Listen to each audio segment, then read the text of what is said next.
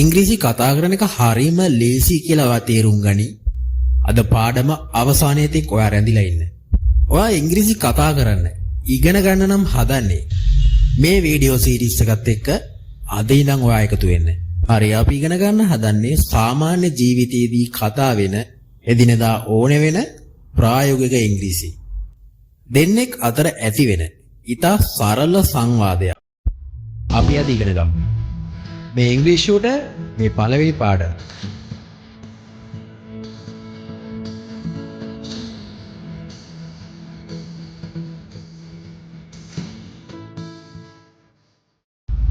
What do you want to eat? What do you want to eat? ඔයාට මොනවද කන්න ඕනේ? හරි අපි මේකෙන් examples වලට යමු.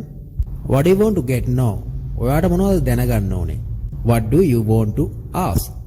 ඔයාට මොනවද අහන්න තියෙන්නේ? What do you think?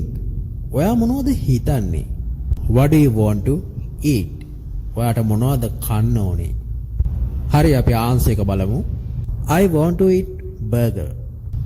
මට බර්ගර් කන්න ඕනේ. I want to play cricket. මට ක්‍රිකට් සෙල්ලම් කරන්න ඕනේ. I want to tell him. මට යාට කියන්න ඕනේ. I want to eat burger. මට බර්ගර් කන්න ඕනේ. ඔහුට බර්ගර් කන්න ඕනේ. He wants to eat burger. බලන්න මෙන්න මෙතනදී I කියන පදය දැම්මොත් want එන්නේ. ඒ වගේම he කියන පදය දැම්මොත් wants එන්නේ. S අකුරක් වැඩිපුර ඇවිල්ලා. සාමාන්‍යයෙන් I we they වගේ පදවලදී want කියලා එන්නේ. හැබැයි ඔයාලා හොඳටම මතක තියාගන්න he it she වගේ ඒක වචන පද සමග S අකුරක් එකතු කිරීම අනිවාර්යයි.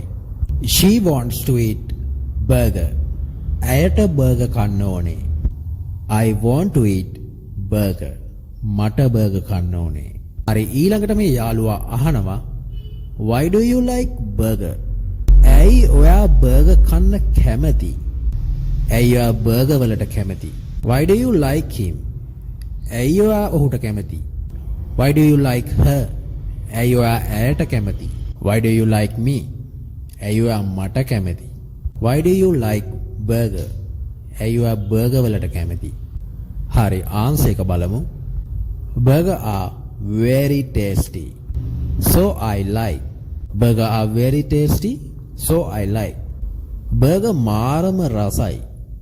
ඉතින් මම කැමති. කොල්ලෝ හරිම දක්ෂයි. The boys are very clever.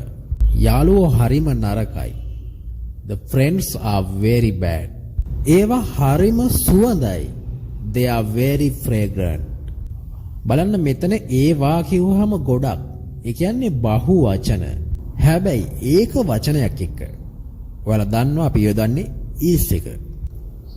Burger are very tasty. So I like. Burger මාරම රසයි. ඉතින් මම කැමතියි.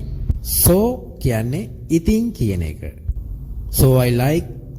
ඉතින් මම කැමතියි. So you tell him. ඉතින් ඔයා එයාට කියන්න. So tell me about you. ඉතින් මට ඔයා ගැන කියන්න. Burger are very tasty. So I like. Burger හරිම රසයි. ඉතින් මම කැමතියි. By the way, don't you like eat kottu? ඒක නෙමෙයි. ඔයා කොත්තු වලට කැමති නැද්ද? මේ by the way කියන්නේ ඒක නෙමෙයි කියන එක. ඒ කියන්නේ අපි කතාවක් කරනකොට ඒක වෙන පැත්තකට වගේ හරවන්න. ඉංග්‍රීසි කතනයේදී ඉතාමත් ලස්සන වචනයක්. By the way. By the way, don't you like eat kottu? ඔයා කොත්තු කරන්න කැමති නැද්ද? Don't you like him? ඔයා එයාට කැමති නැද්ද? Don't you tell me? ඔයා මට කියන්නේ නැද්ද? Don't you love her?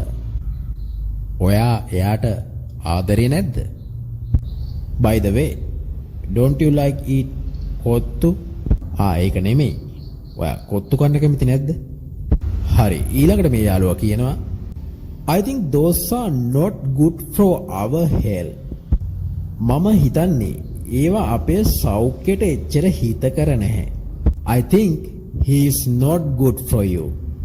මම හිතන්නේ එයා ඔයාට හොඳ නැහැ. ඒවා ජෙනීට නෙමෙයි. ඒවා ඔයාට. They're not for Ginny. They're for you. I think those are not good for our health. මම හිතන්නේ ඒවා අපේ ශරීර සෞඛ්‍යයට එච්චර හිතකර නැහැ. ඊට පස්සේ අනිත් යාළුවා කියනවා What do you think about vegetables? ඔයා මොනවද හිතන්නේ එළවලු ගැන? What do you think about me? ඔයා මොනවද හිතන්නේ මම ගැන? What do you think about the job? ඔයා මොනවද හිතන්නේ ජොබ් එක ගැන?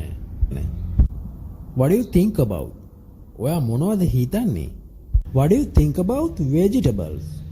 එළවලු ගැන ඔයා මොකද හිතන්නේ? Those are good for our health. ඒවා අපේ ශරීර සෞඛ්‍යයට හොඳයි. Shall we go now? අපි දැන් යමුද? Shall we eat? අපි කමුද? Shall we tell him? අපි යාට කියමුද? Shall we go now? අපි දැන් යමුද මෙතනින්? යම් කිසි දෙයක් යෝජනා කරද්දී මේ shall we කියන එක අපිට භාවිතා කරන්න පුළුවන්. හරිම ලස්සන වචනයක්. ඊට පස්සේ මේ අනිත් යාළුවා කියනවා okay let's go. හරි අපි යමු. Let's go from here. අපි මෙතනින් යමු. Let's go from there. අපි අතනින් යමු. Let's do it. අපි ඒක කරමු. මේ list ගැන වෙනම පාඩමක් මම කරලා තියෙනවා. ඉතින් ඒකේ link එක මම දැන් description එකේ දානවා. ඉතින් අද පාඩම මම කළේ beginnersලා වෙනුවෙන් ඉංග්‍රීසි කතනය පටන් ගන්න හොඳම පාඩමක් මේක. ඉතින් මේ හැදුවා වගේ ඔයාලා examples හදන්න. ඔයා transport එකේ වැඩට යන වෙලාවට, නිකන් ඉන්න වෙලාවට, ඇඳට ගිහිල්ලා නිදා ගන්න හදන වෙලාවට මේ වගේ examples හදන්න. ඔයා දන්නේම නැතුව ඉංග්‍රීසි වචන ඔයාගේ කටින් පිට වෙනවා. කතනයට අවශ්‍ය වාක්‍ය රටා ඔයාට කියන්න පුළුවන් වෙනවා. ඒ කියන්නේ ඔයාට ඉංග්‍රීසි කතා කරන්න පුළුවන් වෙනවා කියන එක. හරි මම ලහිරු සුබසිංහ. ඉතින් තවත් පාඩමකින් අපි හමු වෙමු මේ ඉංග්‍රීසි ෂූටර්. මගේ channel එක subscribe කරන්න අමතක කරන්න එපා. ගිහින් එන්නම් ඊළඟ ලෙසන් එකෙන් ඉක්මනට හමු වෙමු.